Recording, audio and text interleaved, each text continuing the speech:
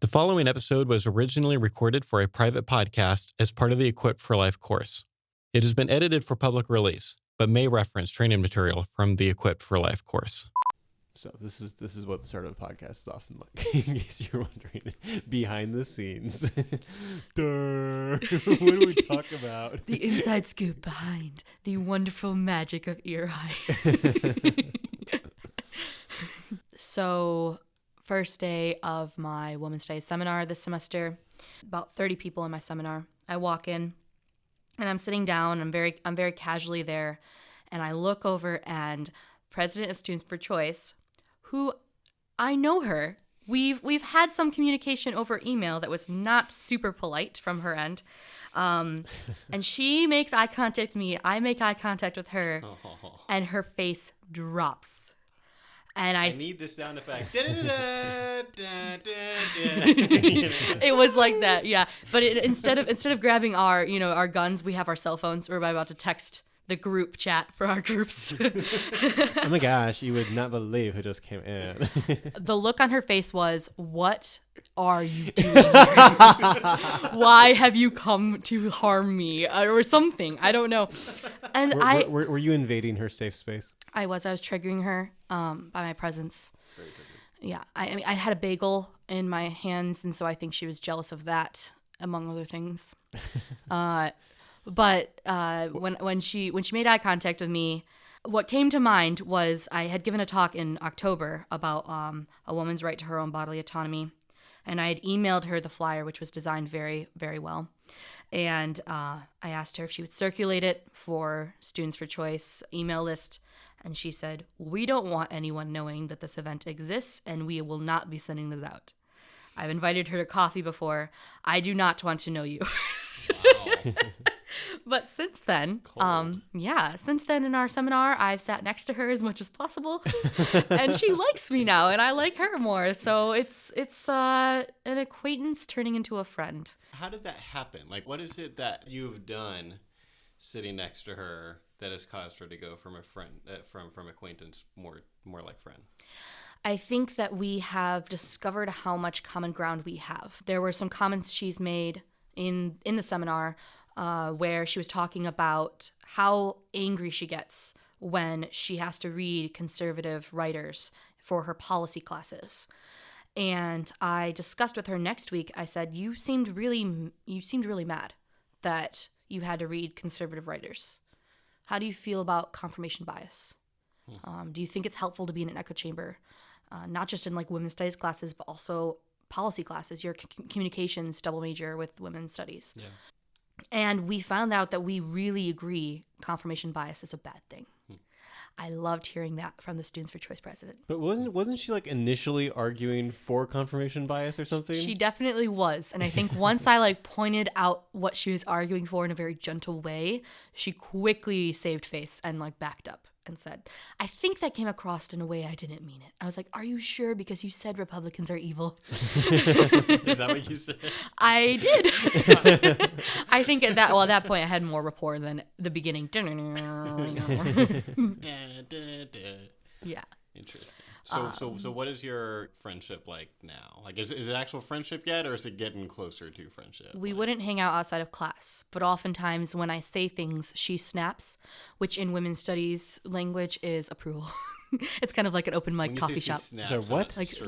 Not claps, but she will snap. Oh, I did not know about. She gives me snaps when I say clever things in class.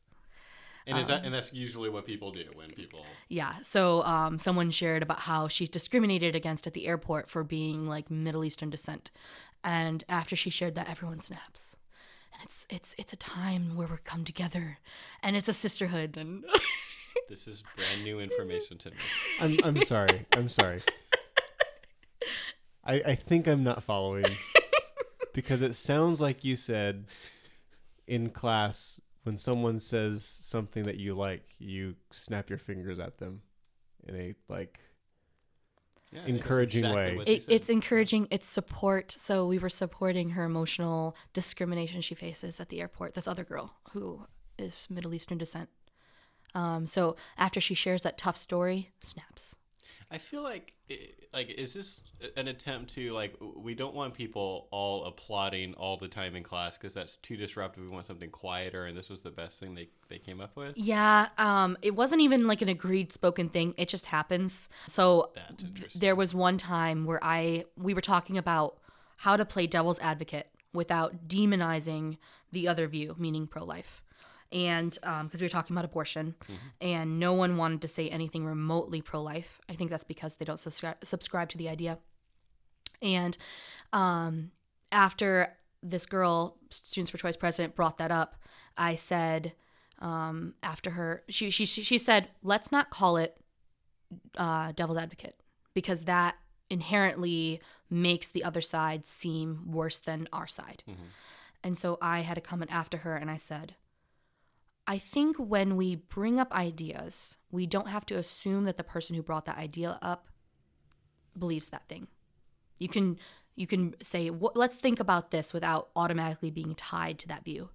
And she snapped at that a lot. And she was like, thank God someone else understands me. Ironic. Okay, that's ironic.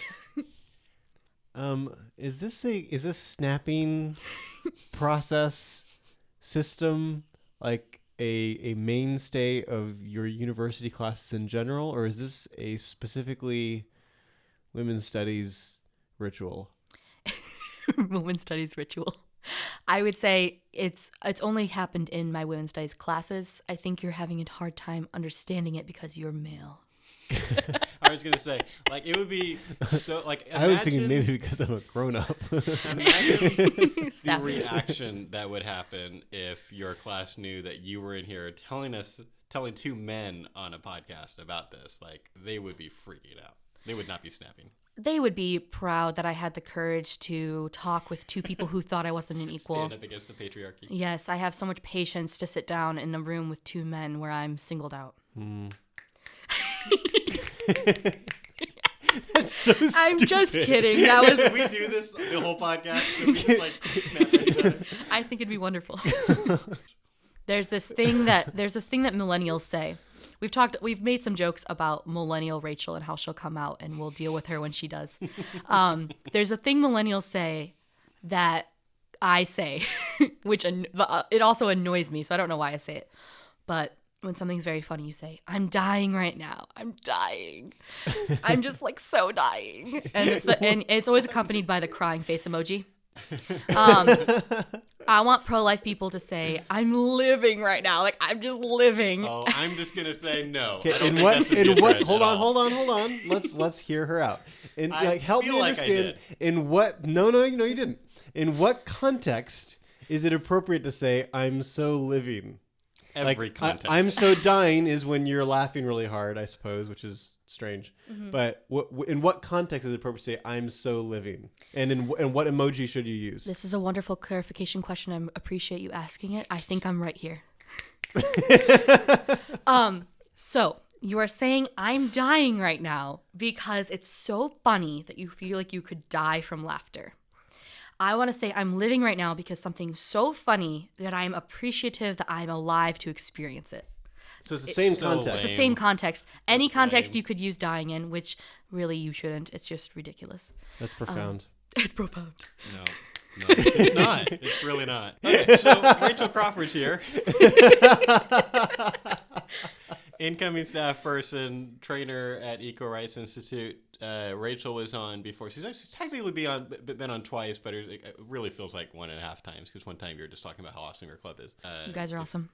The first real episode discussion you joined us for was the post-Trump victory kind of reaction discussion. And so finally we were able to get Rachel down to Charlotte so we could do some outreach and record a bunch of podcasts and talk about all the awesome stuff that she's going to be doing here after you graduate, after you've raised your support and you're down here. And we are just like all really, really looking forward to having you here because just hanging out in the office yesterday, discussing big ideas and projects that we want to do that we're not really going to talk about right now, but just like the things that we want to do is like, I love our team. Our team is awesome, especially when we're doing outreach too, because Jacob is here and we're also like there. It's just like, this A team is out there doing this stuff and then having discussions about it. And I'm happy you're here. What is our topic today?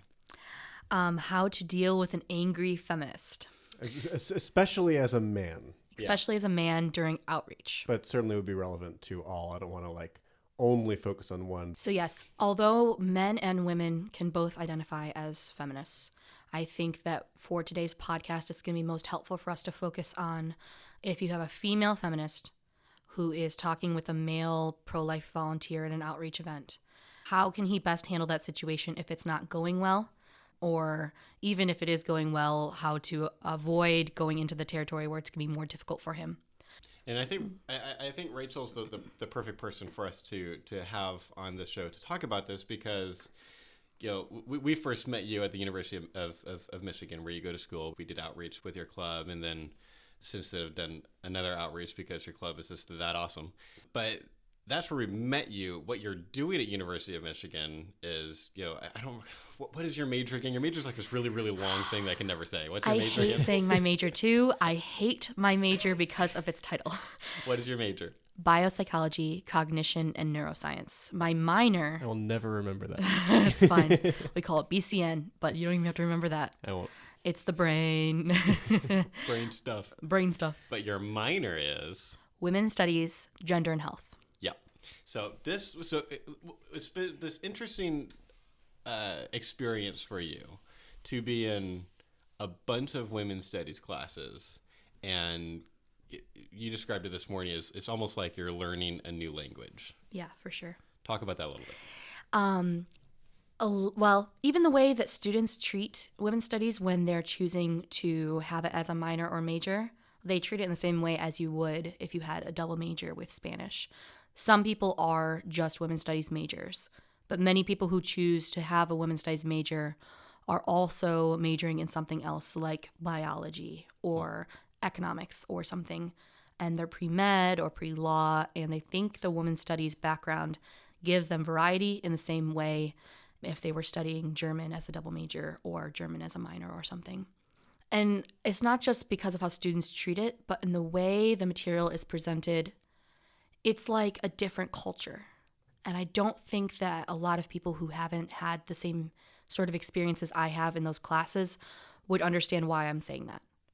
But sometimes the language that's used, the way that they think and talk about things is like a small community, a small culture within the larger one at the university. Interesting. A lot of women's studies professors and students I've heard get very angry when people make jokes about women's studies classes, like it's not a real discipline. It's not. I know Tim feels very strongly about this, that it's not a real discipline. And you're not allowed to disagree, so it's not a discipline. Okay. This is true. In women's studies classes that I've had, everything is taught from a feminist perspective, and we are instructed to think through the material from a feminist perspective. I even had one women's studies professor say they should call it feminist studies because that's what it is.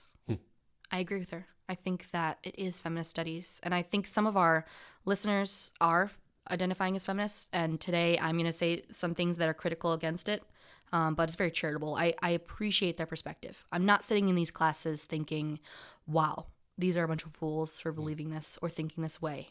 I'm sitting in my women's studies classes thinking, I really need to understand where they're coming from. Because if I understand where they're coming from, I can respond to it better. I can have better conversations with these people, whether it's about abortion or anything else. And a lot of really important issues come up in women's studies classes. It's not just abortion. Although my minor, gender and health, is focused on that. There are other minors and majors available that focus more on like gender studies and identity and race and things like that. But mine are specifically. And to be clear, I think that it's not an academic discipline because of the structure of the not discipline, because disagreement isn't allowed. But what I'm not saying is that there's no value in what you're studying. And just our conversations yesterday is a good example of you're talking through different things you've been going through in your classes. There's a lot of really helpful insight that you're getting in this process. I'm just saying not disagreeing is an issue. Do you think it would be wise, not being allowed to wise for conservatives to stop mocking women's studies as much as at least some conservative speakers, like I think Ben Shapiro often will mock, women's studies classes? Would it be wise for conservatives to not do that? I think it couldn't hurt. That's a good question. I don't. I don't think it would Is hurt. that myself? Is that allowed? No, Okay. no.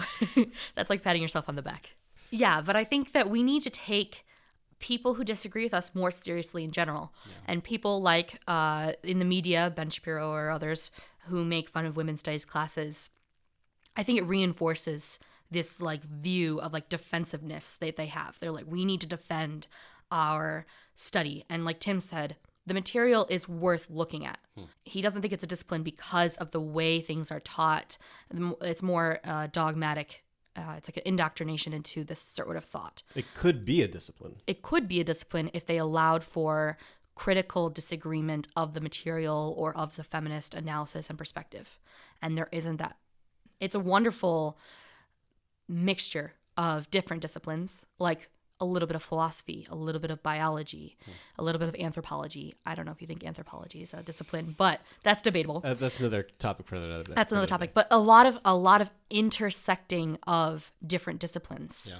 I think that sort of meta-analysis can be really helpful when understanding complex topics. I think there's a danger that happens when conservatives make fun of women's studies, which is that it can come across to both sides, but especially people on the left side of the political spectrum, that like everything being taught in women's studies is being mocked, and there's a lot of like in women's studies, there's a lot of talk about how horrible rape is and things like that, and it's like you wouldn't want people to get this impression, that like someone like Ben Shapiro doesn't think rape is a bad thing because women's studies is a stupid blah blah blah. Like this category is being made, or this group of things is being made and made fun of, and some of the things in there, content wise, can be good, and it wouldn't be that hard, I think, for an uncharitable person on the other side to take more from that mocking than is originally intended. Exactly. Give credit where credit is due.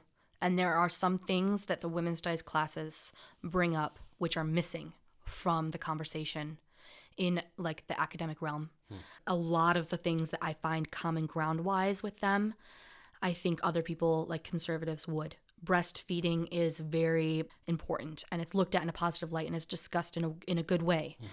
Same thing with like sexual assault, or even some racist like things that are going on in our world are discussed. I agree with like all of that. Yeah. It just comes to the fact that there's not allowed for healthy disagreement that I criticize. Yep. Okay, so are we, like, is there a contradiction in this podcast where, like, we're saying we shouldn't be mocking women's studies, and we're like, I think there's at least a danger, but I'm guessing, given that this is like a course podcast, that I think I'm assuming that our audience would be a bit more charitable. I think my recommendation would be at least be cautious. Sure. I think my view is that, like, there's some place for trying to find humor in funny things. Yes. I think you shouldn't. I agree with that. Like I'm not sure where the line is here. There's a mean-spirited kind of line that I think we don't want to cross. But yeah, snaps, a culture of we need to snap at each other to like be affirming is weird and funny. I think that's different. I think that there's almost a difference in kind between us kind of joking about snapping versus someone like a Ben Shapiro, who I like a lot of what Ben Shapiro has to say. I'm not trying to like make fun of him or say like he's like this bad speaker or something like that. I think he's really smart. But like that thing where he will take this entire category of women's studies stuff and just like eviscerate it.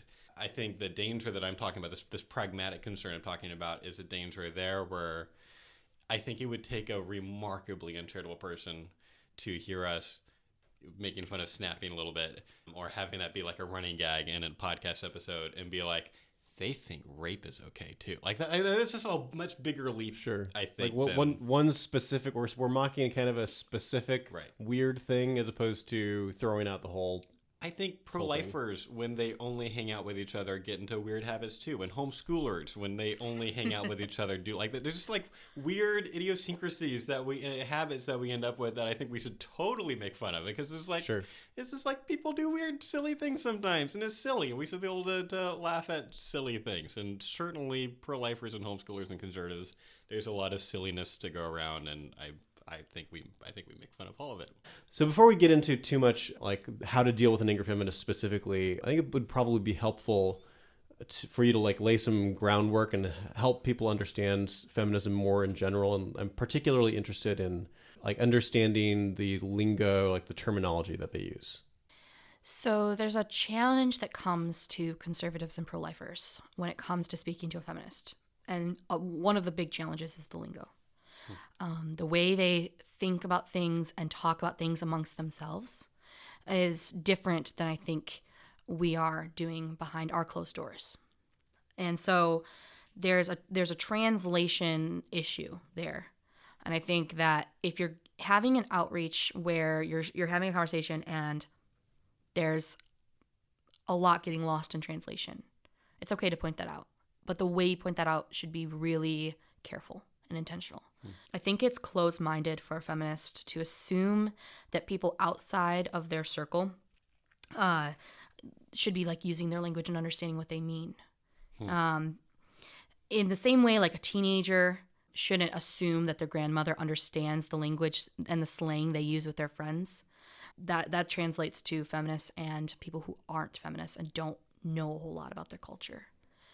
I think that's fair. Yeah. And I think sometimes they are a little bit righteous in, you should know what I mean when I say this. It's so obvious. But it's not obvious to everyone, especially if they're throwing out weird language about gender things or something that only feminists use. I would compare it to some pro-life people say preborn instead of unborn. Yeah. And I think that that's a respectful disagreement. I think it's kind of unclear to a pro-choice feminist when I say the preborn human. They don't really know what I'm talking about. But if I say unborn, it's something that they're familiar with as well. Do you think they don't know what you're talking about, or is this it comes across as kind of weird to them when they hear it because it's this word that no one else outside the pro-life movement uses? Because I feel like when it like it's a word. It's like if you thought about it, be like, okay, it's like it wouldn't be too hard to kind of work out what you're doing. My concern has been it just sounds kind of weird and jargonous. It sounds kind of weird, but it also could be difficult to work out within that conversation, in that moment when tensions could be high and there's a lot of emotions and other thoughts that they're trying to think critically about. Yeah. I think it would be more difficult. But if they hear you don't preborn, want them wasting bandwidth on this. Exactly. So if they're hearing preborn outside of the context of the conversation, I think, it's kind of self-explanatory. Feminist lingo sometimes isn't self-explanatory. Yeah. Sure. Okay, so I think there's a couple different categories I want to talk about. One is like terms that are like noticeably, okay, no one else uses that kind of language. And so let's unpack that. And another is like the kind of thing where we're using the same words, but we mean them in different ways. So like something we've talked about a lot is the importance of pro-life people understanding when a pro-choice person says, my body, my choice, they're not denying the humanity of the unborn, generally speaking. That's usually they're saying, I have the right to do what I want with my body. And sometimes pro-life people don't get that because of that cultural difference. So, but it's the same phrase. What will be an example of like the kinds of words that to a pro-life person mean one thing and the exact same word to a pro-choice feminist means a totally different thing, and now they're talking past each other and not knowing it? That's difficult to say. Okay. So let me give you a different sort of example. Sure. Woman and mother. If we're talking about a mother, I think a pro-life person, speaking of mother, could refer to a pregnant person. But a pro-choice feminist would be weirded out by that. They could be. They could be like, she's not a mother yet. Or she's a mother if she's decided to be one or something exactly. like that. It's like she can identify as mother, but she should be referred to as woman. It's similar to human fetus and baby. Josh, I think you pointed that out when we wrote the de facto guardian paper, when Steve wrote it, and we were kind of working together on that. Yeah. That sounds familiar. Like there's a value to avoiding using terms that are going to be likely to really frustrate the other person, and so that's why I've been pretty careful about the use of the word mother and baby and things like that. And we should do a podcast at some point just talking about terms. Well, just for a moment, because we're here and we're talking like the word mother. Okay, so. You're saying we should give up every inch of ground they could possibly want to take away? Like even the word mother, we can't call a woman who has her own child inside of her a mother? I don't think I would say we should give up every inch of ground they could possibly take away. Well, sure. I was speaking like kind of rhetorically. And I'm responding to that rhetoric. I think a lot of the decision making that I'm doing, especially towards the beginning of a conversation, is trying to use neutral terms when possible so I don't add distraction and frustration to the beginning of the conversation. I'm also trying to avoid question begging. And for them, if they think a mother is only a mother if she's decided to be pregnant, and I'm using it in this other way, it's not quite as obvious as the problem is when a pro-lifer keeps on calling it a baby right from the beginning, because they think baby means valuable baby, and we think a baby just means any young human. But there's something similar going on, and there's the tensions can be so high in this conversation that I just want to we were at Outreach yesterday, and it was towards the beginning of the conversation. I pulled out our brochure, and I'm looking at. I want them to try to help me get a sense of when they think that this thing is valuable, and I kind of caught myself because I wanted it to call it I don't remember exactly where it's a baby or a child or something like that. I kind of stopped myself and kind of said, let's just call it entity for now. I'm not trying to I'm really clear. I'm not trying to use rhetoric. I actually told him it's I'm trying to use neutral terms here. It's a little bit awkward for me, but I'm not trying to push you rhetorically or gain some points here. So for now we can just call it entity or something like that if you want. And they're like, yeah, that's fine. And then they picked it out. And then the conversation can progress. Exactly. And then as I build more rapport, or if I've made certain arguments, then I can start being intentional about using different terms. Once again, we can get way deeper into that some other time. But that's a good answer. Oh my goodness. So, for example, if they're using jargon that is never used outside feminist circles, like something like intersectionality. Sure. It's hard for me. I'm so immersed in this culture, but I'm guessing some people haven't heard of this term before. It sounds like you're talking about intersections in the highway or something. Right. It could sound like that. It's like a civil engineering term. Mm-hmm. So if a feminist says something about intersectionality, and she keeps talking about how important that is for a woman who is pregnant, and how her intersectionality is going to influence her decisions about whether or not to have an abortion. First of all, I'll define that term. That would be helpful. It is where all of the different parts of your identity meet and make the individual who you are. So I am a white woman, heterosexual, you could say, Christian, all these different facets. I'm able-bodied. I'm young. And so all these different pieces, I belong to all these different communities because of the different identities I hold. And the intersectionality is where they come together and form how society either oppresses or privileges me. So if you have a feminist you're talking with, and she is bringing up intersectionality, and you don't know what that means, it can be very helpful to say, actually, I've never heard that word before. Would you mind explaining it in a different way or defining it for me? So would that cause the feminist to likely give this kind of you caveman, you haven't even heard of intersectionality? I can't even believe you're so behind the times. Is it going to end up harming the conversation if you ask that kind of a clarification question? It's totally possible that they're going to have that reaction. I think that is a 50-50 chance. It's a very high chance. That's not great. I know. It depends on how angry they are. It depends on the kind of person they are. So is your perspective that if you ask that question, okay, so I'm just not I'm not in your culture. I don't know what intersectionality means. Could you explain it to me really politely? And they respond by getting upset, and that's just their problem. They might be and mad they use the word culture that way. Sorry? They might be mad they use the word culture that way. I wouldn't say the word culture. Okay. I would say, I've never heard that term before. Would you mind explaining to me what you mean by when you say intersectionality? And if they get mad at that, then sure, it kind of is what it is. So she may be angry about the issue in general, and she may have this desire in the conversation to take her frustration about this issue out on you. Or she may genuinely want to talk with you about abortion, right? I think when you're asking clarification questions like that about intersectionality, it's going to cue you to where she's at on that spectrum from, I'm just angry, this is an opportunity for me to yell at a man about why he shouldn't think anything about abortion. Or it could be, I'm really angry about this issue. I'm trying to give this guy a shot, and I'm getting frustrated that he doesn't understand what I'm saying.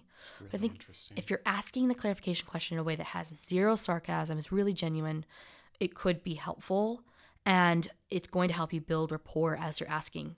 I think asking to understand is going to help build rapport. It could lessen the anger. It could be that she's really excited because he's like, yeah, every man should be asking about Yes. that kind of thing. Glad that you're build a wanting bunch of to rapport. learn. Yeah, and that's another thing. They want you to be woke.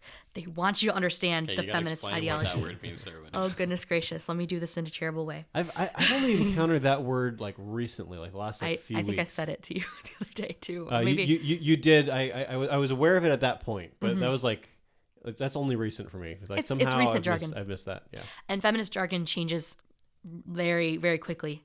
Does that mean that new words keep on getting Yes. added, or do words change meaning? Words keep on getting added. Okay.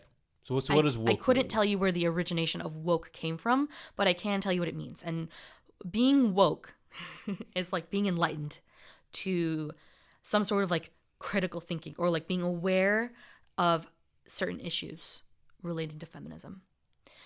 So everyone who went on the Women's March were people who are woke.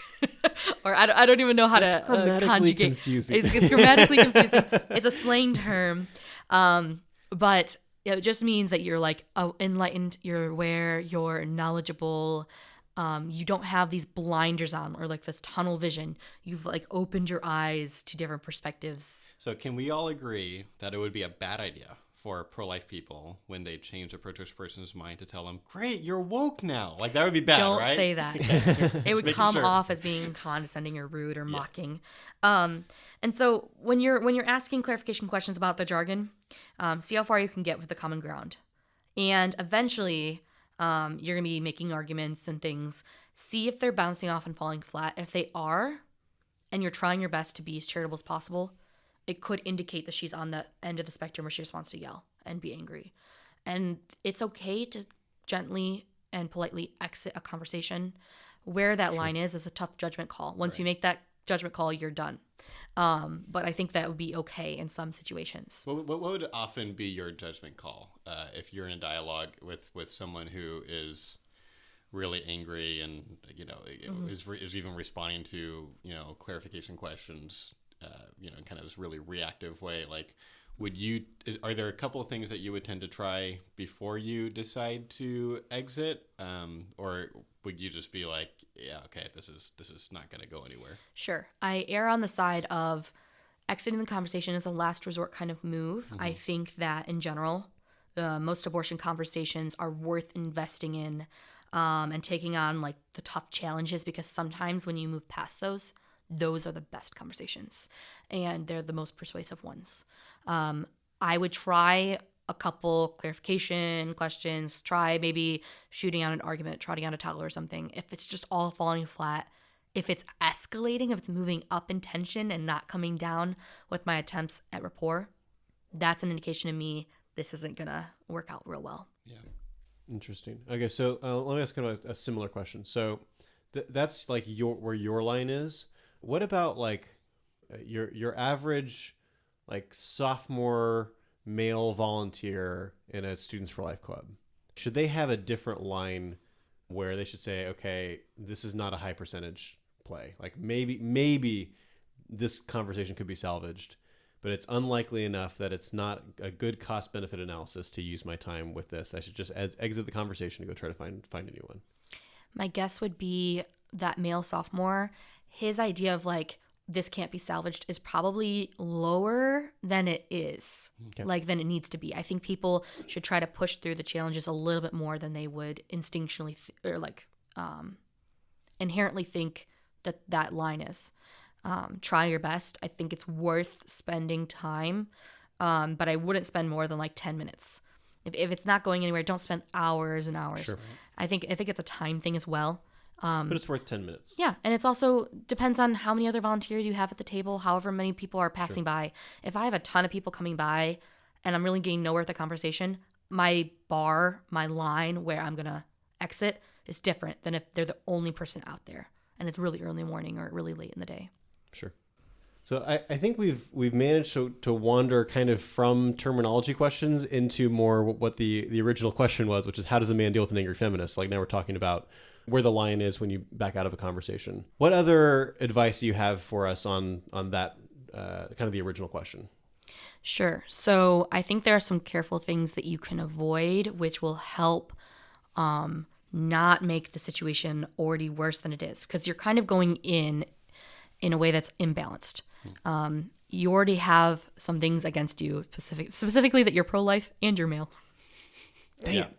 And white and straight and cis and all that. Right, possibly. So some things that you don't want to do, I'm going to assume that male pro-life students won't be talking down to female feminists, but you should be aware if you have a tendency to do so. A good way to find out if you are doing that at all, like try to get an objective friend to talk with you, like a pro-life female student, to have like a practice dialogue. See if you're talking down to her or something. Be aware of that. Make sure that you're not talking down, so that if the feminist is saying, you're mansplaining right now, you're not respecting me, you're oppressing me as a man or something, you can make a judgment call. Am I actually doing that? Or is that how it's being perceived? If it's being perceived that way, you should do something about it. I'm not saying that you should yell at her. Right. No, I'm not, because I've made sure not to talk down to you. Can you just, for the sake of the listeners who haven't heard the term mansplaining yet, explain that one? Mansplaining. Ironic. Why don't you explain that one? That's like meta mansplaining. Yes. I feel like I'm doing the opposite. I'm asking the woman. I know, to it was a joke. It. So mansplaining is when a male person talks to a female person in a different way than he would talk to another male. And he's specifically, you're condescending and explaining something that may be a little complex in a way that's, oh, honey, I'm going to help you through this so you can understand. You seem like you can handle this, so I'm going to give it to you. It's a condescending approach where you're talking down to her and she feels like you are. It's a two-way street. Are you actually mansplaining? Maybe. If you are, fix that. Please don't. Right. If you aren't mansplaining and she accuses you of it, then you should ask her maybe for specifics. Is there something I said? Is it my tone? Is it how I'm saying things? Is it because I'm standing over you? You can ask that to her, or you can ask that in your head. Mm-hmm. Am I towering my head over her? Do I need to go sit down with her? Make her feel like we're more on a level playing field. Am I being obnoxiously loud, or is my tone awkward? So I'm struggling a little bit here because on one hand, I want us to go to significant lengths to try to help people to feel safe in the conversation so they can honestly process what we're talking about. And I think they're more likely to change their minds that way. But I feel like there's a line here that I'm concerned about where I think there is certainly such a thing as speaking condescendingly to someone. And that's bad. But there's also, I think in the case of a lot of the accusations of mansplaining that I've seen, there's oversensitivity. And interpreting what's totally not condescension as condescension. And if the mere accusation of mansplaining means we need to retreat with our tail between our legs and be like, oh, well, what could I have said to come across that way? That has a really detrimental effect on the conversation. Where now we're on the defensive in a really, really significant way, and we have no control over the conversation at all.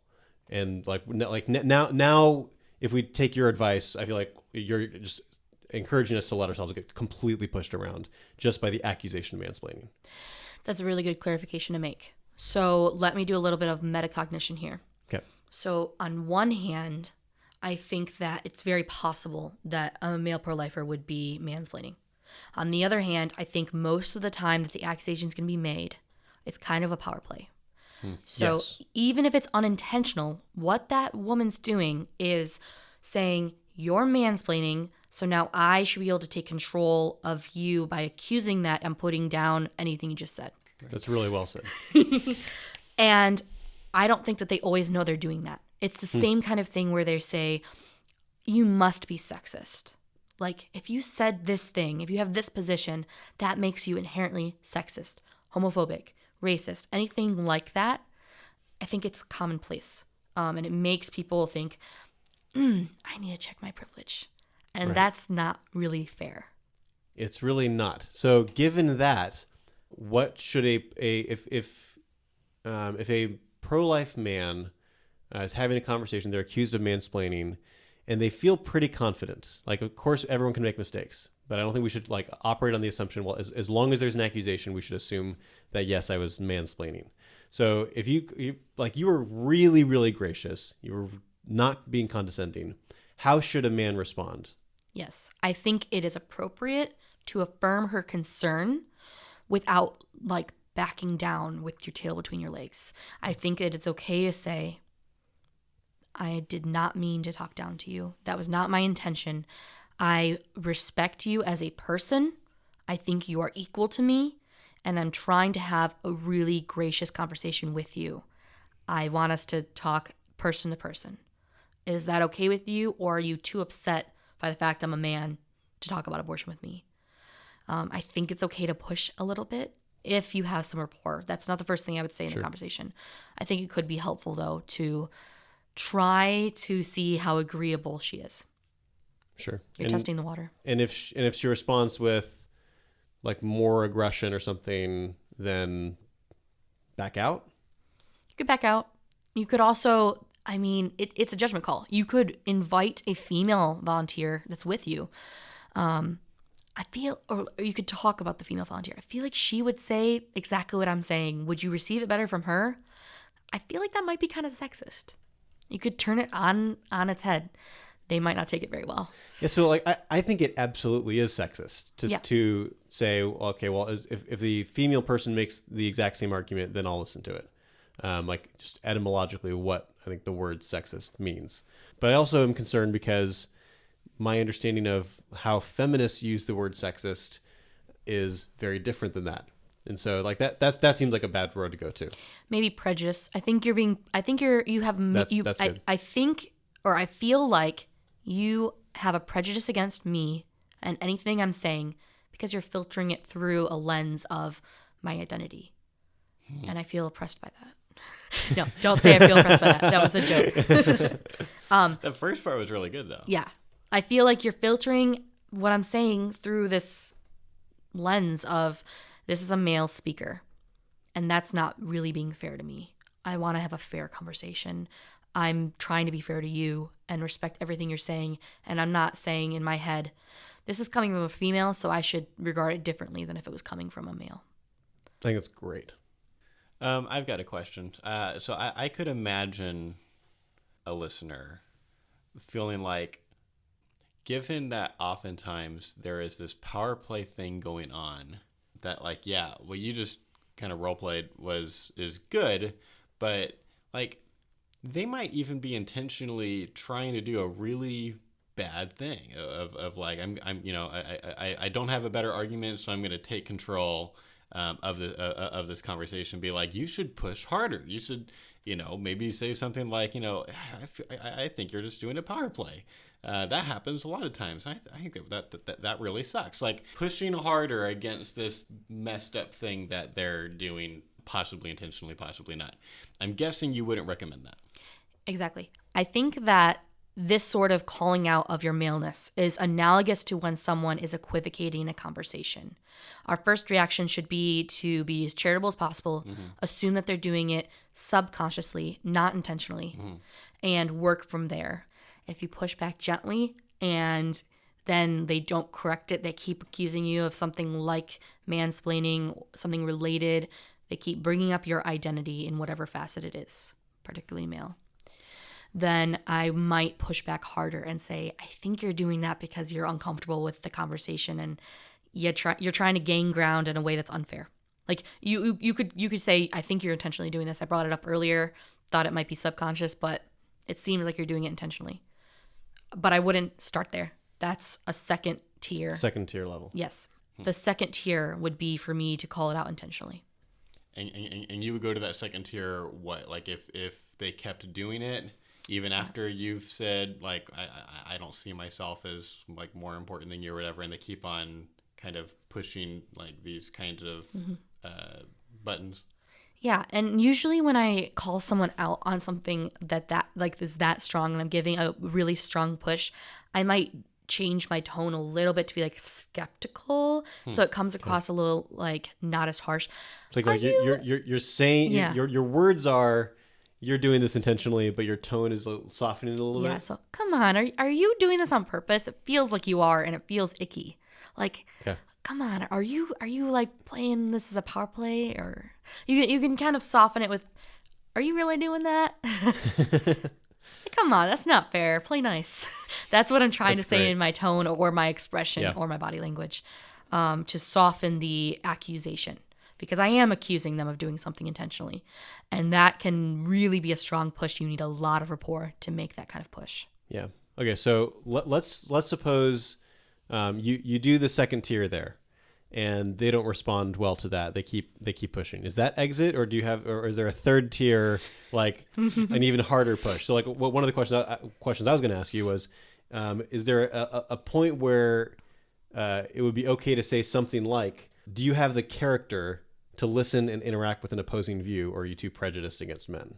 Like, that's a strong push. Would you ever go there, or would you be like, no, second tier was enough, just back out? I would go there in some situations. Okay. And once I go there, if their response is not what I'm looking for, oh yeah, I'm sorry. I really do want to talk about this with you, and I'm sorry I'm making it more difficult than it needs to be. If it's not something that's like that nice or gracious or good, I'm like, nope, I'm out. Okay. I can't do it. They just admitted to me in some form that they're not open-minded, and they don't have the character to talk about this with me right now. I think that's really clear and really helpful. That's really good. Like, practical steps here. This is oh yeah, lots of snaps.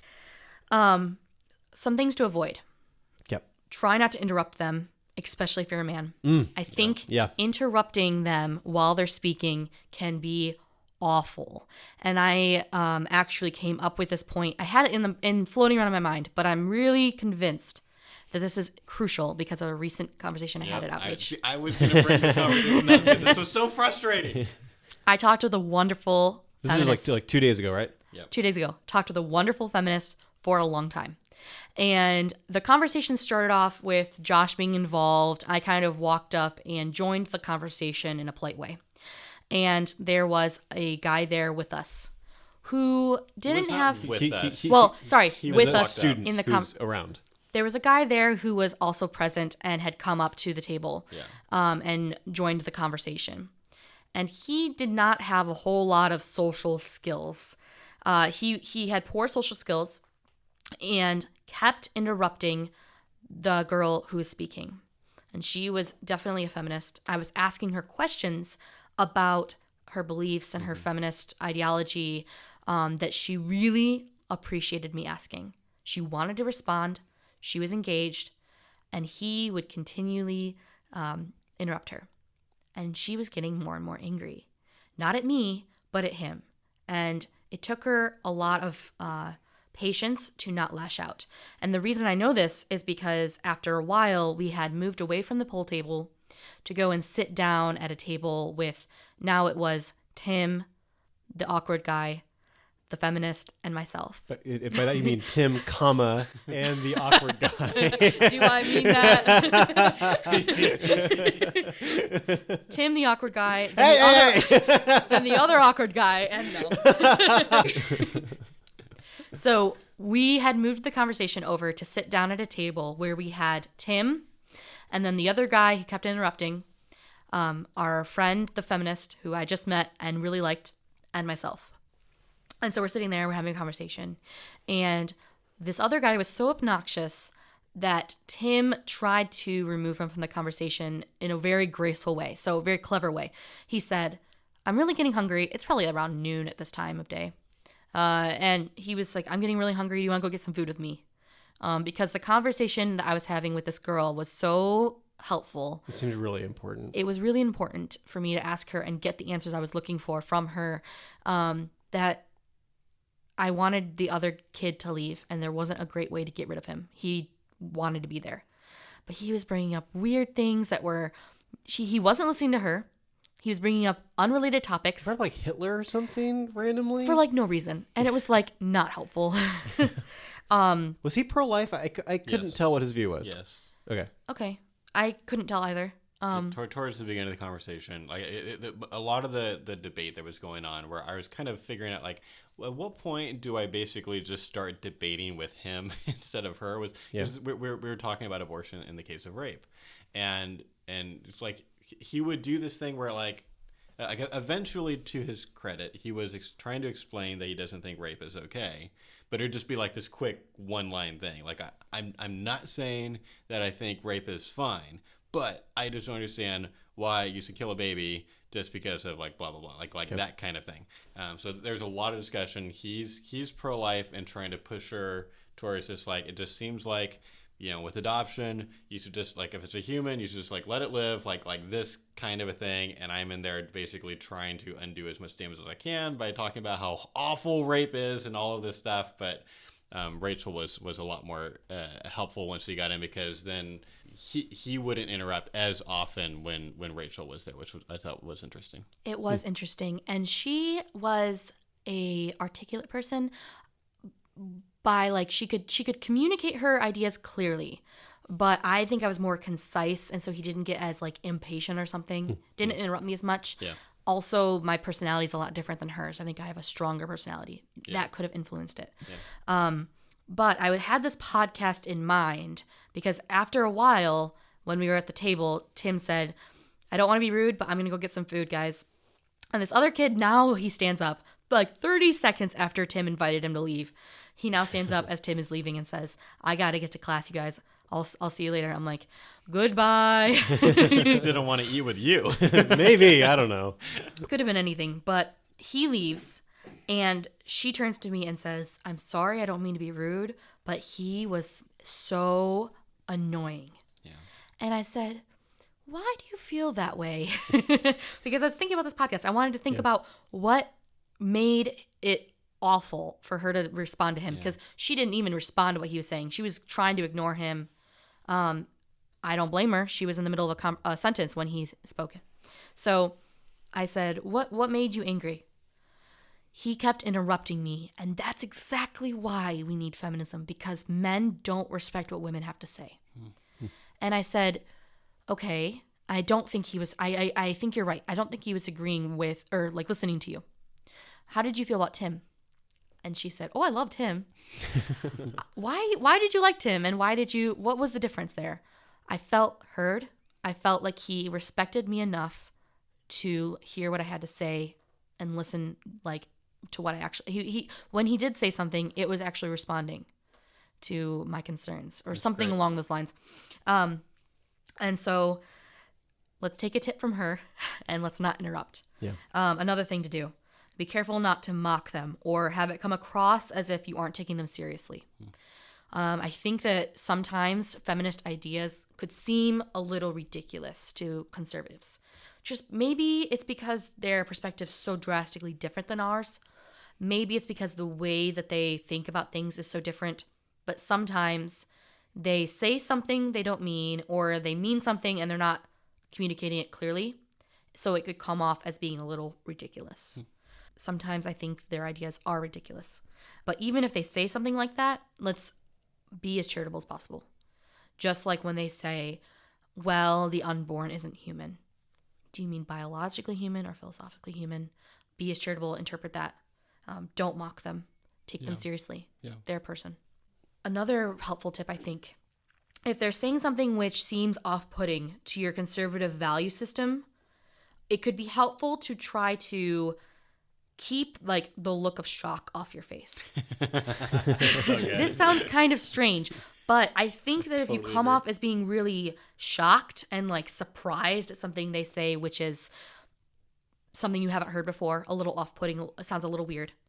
I think if you do show shock, it could feed into the energy. There's this weird thing where people in general tend to think that their ideas are more brilliant than they are, or that they think like their perspective is right, even if they might not be. And I think if you say something for shock value and they get a good shock reaction, it's going to hype that up. It's going to reinforce that weird bias that they might have. Yeah. They're going to think they're like really original and like unique. Well, Not saying that they aren't. It can also make that, like, kind of further entrench them in this, like,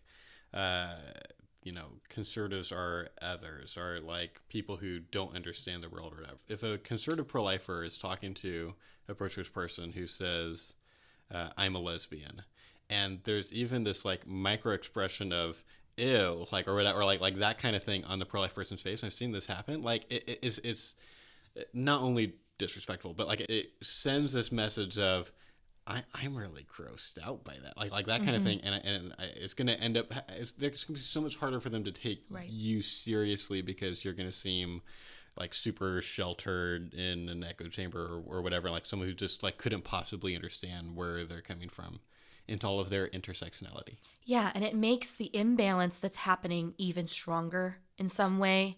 And so, yeah, if they say, I am attracted to inanimate objects for some whatever reason, I don't know how that would come up, but it could. It definitely could. Yep. And you go, what? How could you feel that way? Right. I think having like an extreme reaction like that could be hitting them in a sensitive spot. Yeah. And we don't want to do that. Yeah. We want to love them. And so that leads me into my next point. They might be expecting you as a male pro-lifer to be hateful or looking to pick a fight, an unfair fight. Wow. Because they feel like in the world, males have more control than women. They might be right about that. Yeah. They might be wrong about that. But that's how they think. That's what they feel.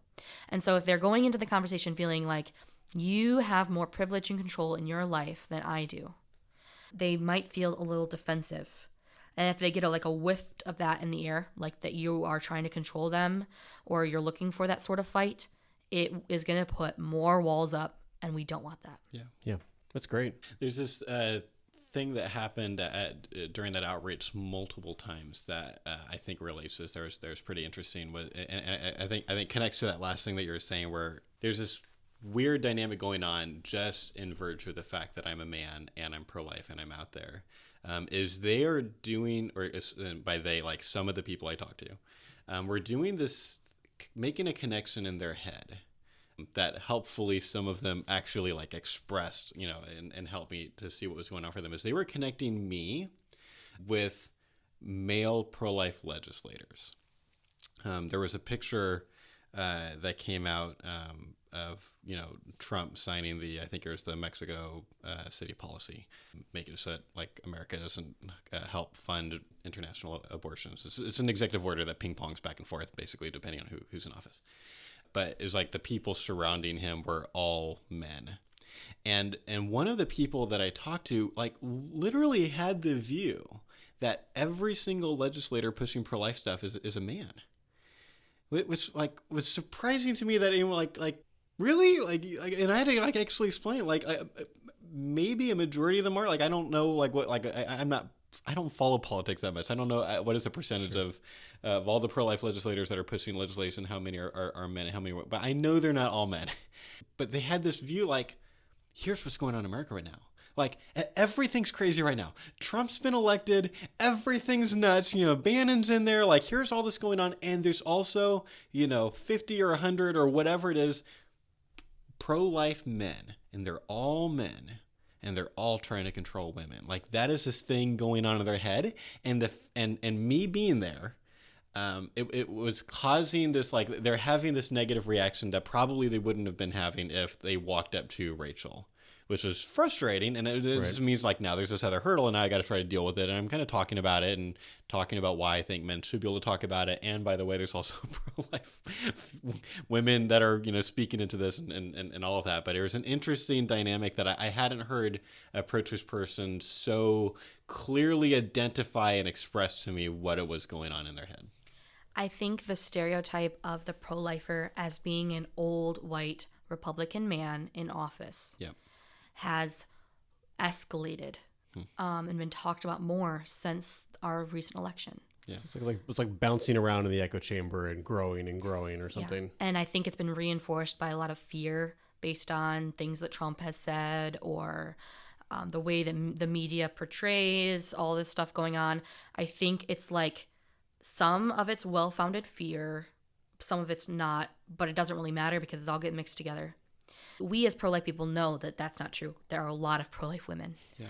We understand because we see our pro-life women heroes out there doing great work. Right. They don't see that. Nope. And even if they do see that, confirmation bias helps them to tune it out. Yeah. It's really unfortunate, but it's something that we need to be aware of. It's probably going to come up more and more. It's been discussed a lot in my women's studies classes by feminists that they are afraid there's going to be pushback because women have made so much progress that it's finally getting the attention of old white Republican men, and now they're like doing something. They're taking control. Right. Now they're going to fix it. I think this is a reason why, and this can be totally interpreted the wrong way. So I'm going to try to be very, very clear here. But I do think at an optics level, it is wise for like Students for Life clubs, for example, if you're going to do an outreach, try to be intentional about having some girls there.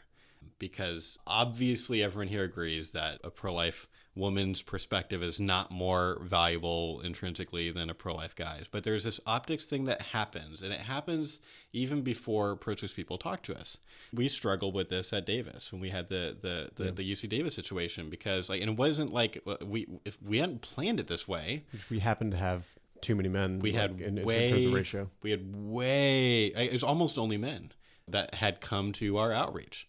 I think a lot of that had to do with like how the seminar was marketed by a different group, and they kind of had a set amount, like these volunteers that are typically with them, and it just had a very high male to female ratio. And so ultimately what happened, I just remember like talking to Tim about this, like we're standing like kind of like back from the outreach a little bit and looking at what's going on. It's like we have like 10 or 15 women protesting us with signs, and it's getting pretty rowdy, and we're looking at like there's a lot of pro-lifers there, and like 2 of them were women, and it was just like 10 guys or something. This is optically a nightmare. Like I can understand why pro-choice people walking by that would like this event would further entrench them in this view that this is a men versus women kind of a thing.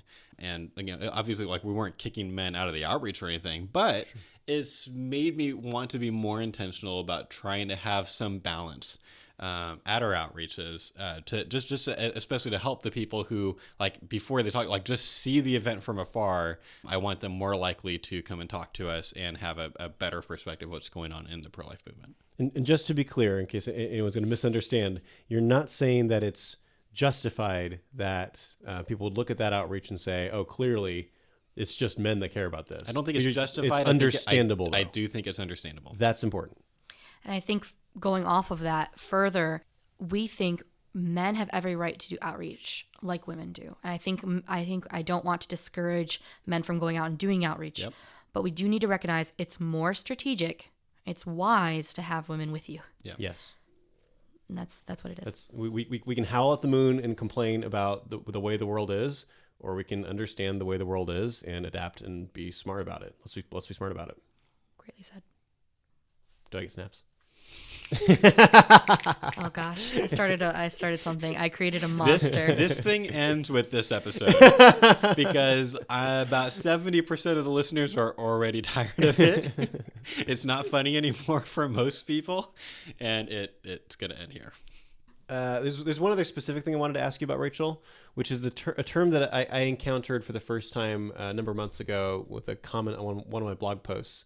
There's this woman who is being very, very nasty and aggressive in her attacks on my post, and I made a comment about how like she was being really aggressive and like this isn't like a helpful way to have a conversation. It's like, oh, you're tone policing. So what is tone policing? Help us understand what that is and how to respond when that comes up. When a woman says you're tone policing, what I think she means, and what I interpret it as meaning is, if I was a man and I said the exact same comment that I did, you wouldn't call me aggressive. You're policing my tone as a woman of what is appropriate for a woman to be like and what is not appropriate. Can I just respond by saying you're assumption making? No, it's not persuasive. You can. It's not You can do persuasive. whatever you want. It was a joke. I don't think it's actually persuasive, but I think it's completely legitimate. I think that you're not alone in that. But what I would suggest is saying your tone is not polite. And I think people should be polite.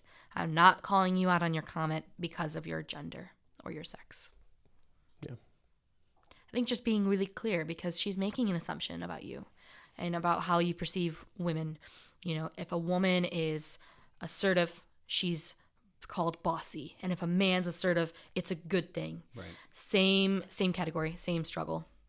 Interesting. It's a challenge. And I think it could, again, be subconscious or intentional. We don't know unless we talk to them more.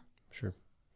I think it seems like it's reasonable to expect some level of decorum in a conversation, regardless of the genders of people involved in it. Like, some level of decorum is appropriate, and that's not like making an ad hominem attack. Someone's like, "Oh, you're just attacking me as a person." Like, no, like decorum is reasonable to expect. I agree. And also, I want to say to our listeners who are listening to this podcast and thinking, wow, this could be really helpful to understand feminists better. I want to give a couple words of advice to how you can counteract your confirmation bias you may have in your conservative realm, or even if you're not conservative, if you're not familiar with feminism. Great. You could start watching YouTube videos of feminists like the people on Buzzfeed talking about issues that are important to them, and just listen and see how their culture is, experience their culture in that way. Or a lesser known YouTuber who's just like talking to the camera about something but like identifies as a feminist, and you could really search anything related to feminism and find it there. Be like feminist, blogger, whatever they're called. And feminist blogs, if you read a post or two, specifically written by a college-aged person, you're going to find more updated versions of feminism. Why is that? Because people who are in generations before me who are feminists, have different feminist ideas than feminists now. Feminism evolves with time. It's a movement of change which is constantly changing. It adapts to what the culture needs and the culture presents. So U.S. feminism is going to be different than other areas. So just like U.S. feminism is different today as it was in 1940, there are going to be different ideas. So try to find younger feminist bloggers, vloggers on YouTube, etc. You can also... I was going to ask, could you email me a couple of videos or blog posts that, like, right now seem to you to be pretty current in the way that young feminists think, that, like, I could even just have in the show notes? Let's make it easier for people. Instead of, like, go Google this and hopefully you're going to find something. I want you to send me a couple links. I'm going to put them in the show notes. And if you want to get out of confirmation bias land, go watch these. Perfect. Be specific, Bob. Why are you unhappy? Yeah, and like check out feminist Facebook pages or groups and look at the comment sections or longer posts that go beyond just catchphrases. There's a lot of catchphrases which aren't going to be really helpful in like getting deeper understanding. But if you read the comments and like looking at how people think and talk to each other when they're within their circle, that can be helpful. And you'll hear this kind of language I'm talking about. It's going to expand your understanding as to how much differently the ways of thinking are. Yeah. I think that'd be really helpful.